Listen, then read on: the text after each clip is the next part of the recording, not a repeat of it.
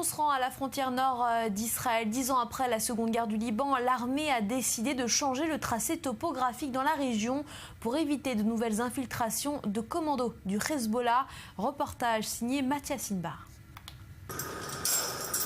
Bienvenue dans l'une des frontières les plus sécurisées d'Israël, au nord du pays. Nous sommes alors à quelques centaines de mètres à peine d'une guérite de l'armée libanaise. C'est de là, 10 ans plus tôt, que Haji Kassem, le chef du commando du Hezbollah qui a enlevé les soldats israéliens Eldad Regev et Ehud Goldwasser, s'entraînait et prenait les mesures de la barrière de sécurité. La période de calme depuis la fin de la seconde guerre du Liban en 2006 est trompeuse, selon le major Erez. Nous lui montrons alors 3 photos prises la veille par des hommes du Hezbollah et publiées sur les réseaux sociaux libanais.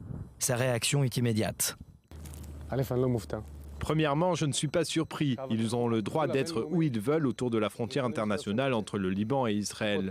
C'est parce qu'ils sont si proches que nous construisons de tels obstacles. Si une personne décide de franchir la barrière pour une raison indéterminée, ces falaises seront là pour l'accueillir. Ces travaux ont littéralement changé le terrain topographique de la région. Des falaises de 4 à 10 mètres de haut construites sur plus de 10 km le long de la frontière avec le Liban. Ces bulldozers s'affairent plusieurs heures par jour sous très haute protection à tailler ces collines. Et ce à quelques mètres des positions onusiennes. Au détour d'un virage, nous apercevons d'ailleurs un véhicule blindé et armé de la FINUL, la force onusienne de protection au sud Liban.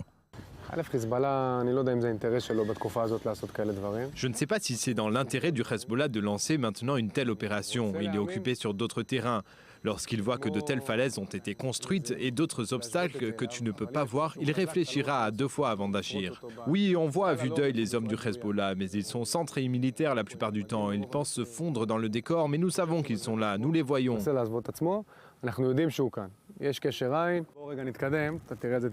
Erez tient d'ailleurs à nous montrer de près ces falaises le long de la barrière de sécurité. Voilà ce à quoi ça ressemble. C'est une partie de ce qu'a fait l'armée israélienne depuis 10 ans pour élargir notre système de protection, du moins une partie de ce système qui est visible. Un tel changement topographique sur une telle superficie, c'est ce qui permet de nous sentir plus en sécurité. Mais ce qui me rassure, c'est avant tout mes soldats. Ces travaux d'ingénierie ont commencé il y a 1 an, mais selon l'armée israélienne, cela ne doit pas empêcher les terroristes du Hezbollah de s'infiltrer en territoire israélien, mais plutôt de les ralentir. Alors Mathias, ça veut dire quoi exactement, les ralentir? Tout simplement, bonjour Elsa, parce que une fois que les commandos du Hezbollah auront pris la décision de pénétrer, de rentrer en territoire israélien, effectivement, il faut les ralentir. Pourquoi les ralentir? Parce que cela s'était passé en 2006 et on le voit bien dans les dernières images publiées par la chaîne de télévision libanaise Al Mayadin.